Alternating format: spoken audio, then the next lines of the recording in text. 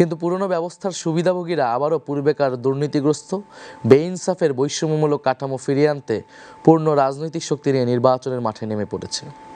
Fascist যুগে সংগঠিত গুম, খুন, নির্যাতন, মিথ্যা মামলা ও হামলার বিচার হবে।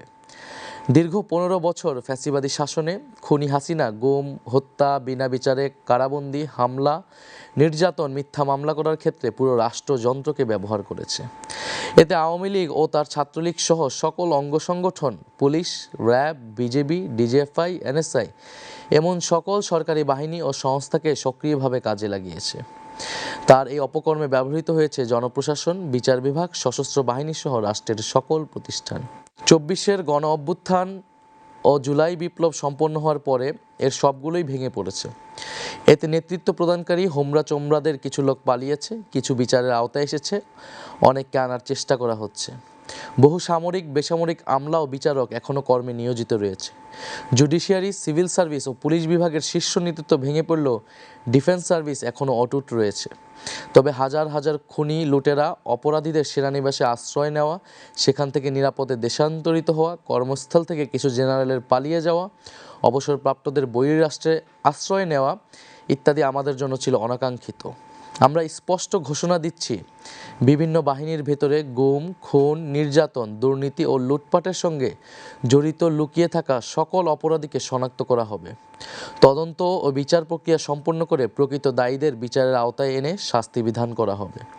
খুনি হাসিনাকে উৎখাত করার পর এই সকল অপরাধীকে গ্রেফতার ও আইনশৃঙ্খলা পরিস্থিতি নিয়ন্ত্রণের জন্য ম্যাজিস্ট্রেসি ক্ষমতা দিয়ে সারা দেশে সশস্ত্র বাহিনীকে নামানো হয়েছে। অপারেশন ডেভিল হান্ট শুরু হলেও অপরাধীদের শনাক্ত করা, অস্ত্র উদ্ধার, গ্রেফতারের মতো কোনো উল্লেখযোগ্য কাজ হয়নি। গুম বিষয়ক কমিশন ১,৮৫০টির বেশি অভিযোগ নিয়ে কাজ করেছে, কিন্তু দুঃখজনকভাবে নিরাপত্তা বাহিনীর ভেতরে লুকিয়ে থাকা ফ্যাসিবাদের দোসররা তথ্য ও আলামত নষ্ট করে তদন্ত ও বিচার প্রক্রিয়াকে বাধাগ্রস্ত করার চেষ্টা করছে। অন্তর্বর্তী সরকারের সঙ্গে বিভিন্ন ক্ষেত্রে এরা অসহযোগিতা করেই চলছে। আমাদের লড়াই হবে সেই নিপীড়নের ব্যবস্থা ও বিচারহীনতার সংস্কৃতি সমূলে উৎপাটন করা এবং আওয়ামী ফ্যাসিবাদের সকল প্রবণতা সমাজ থেকে মুছে ফেলা। ব্যাংক ও উন্নয়ন প্রকল্প লোপাটের অর্থ উদ্ধার ও বিচার আমাদের অন্যতম কর্তব্য। বিগত ফ্যাসিবাদী শাসনামলে বাংলাদেশ থেকে $২৩৪ বিলিয়ন বা প্রায় ৩০ লাখ কোটি টাকা লুটপাট করে বিদেশে পাচার করা হয়েছে। ডক্টর দেবপ্রিয় ভট্টাচার্যের নেতৃত্বে প্রণীত শ্বেতপত্র অনুযায়ী হাসিনা ও তার মদতপুষ্ট আওয়ামী ব্যবসায়ী ও আমলারা এই অর্থ বিদেশে সরিয়ে নিয়েছে, যা দেশের অর্থনীতির জন্য এক ভয়াবহ বিপর্যয় বয়ে এনেছে। অন্তর্বর্তীকালীন সরকার এই লুটপাটকৃত এই বিশাল অঙ্কের অর্থ উদ্ধারের চেষ্টা চালানোর কথা বললেও তাদের অবহেলা ও অজ্ঞতার কারণে এখন পর্যন্ত কোনো সাফল্য অর্জিত হয়নি। এর সঙ্গে যুক্ত ফ্যাসিবাদী যুগের সুবিধাভোগী কিছু শীর্ষ আমলা ও বিশেষজ্ঞরা অন্তর্ঘাতমূলক কাজ করায় এই বিপুল পরিমাণ রাষ্ট্রীয় সম্পদ পুনরুদ্ধার বিঘ্নিত হয়েছে। দেশবাসী যদি আমাদের সরকার গঠনের দায়িত্ব দেয়, তবে ফ্যাসিস্ট হাসিনা আমলে লুটপাট ও পাচার হওয়া অর্থ দেশে ফিরিয়ে আনার জন্য সব ধরনের আইনি পদক্ষেপ আমরা গ্রহণ করব। লুটপাট ও অর্থ পাচারের সঙ্গে যুক্ত ব্যক্তি বা গোষ্ঠীকে দায়মুক্তি দেওয়া হবে না। খুনি হাসিনার দোসর ব্যবসায়ী গোষ্ঠী, তাদের সুবিধাভোগী আমলা ও আত্মীয় স্বজনদের আইন ও বিচারের আওতায় আনা হবে।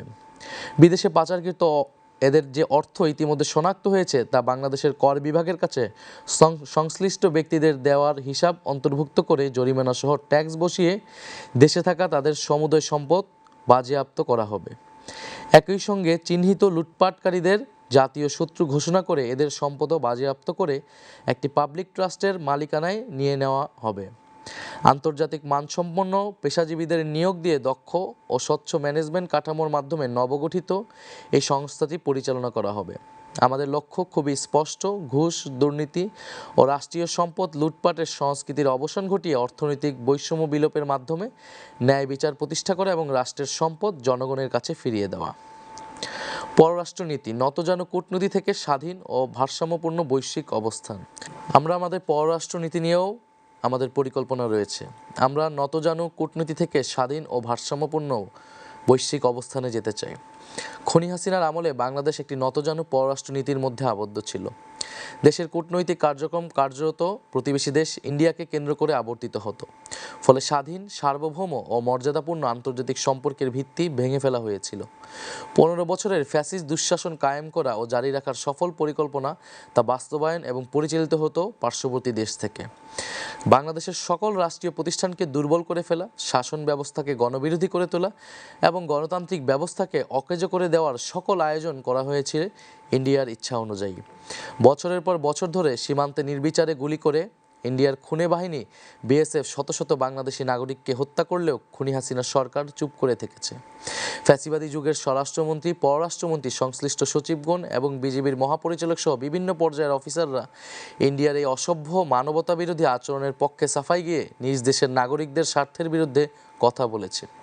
পৃথিবীর শত্রু ভাবাপন্ন যুদ্ধরত দেশের সীমান্ত এভাবে বেসামরিক নাগরিকদের গুলি করে খুন করার নজির নেই।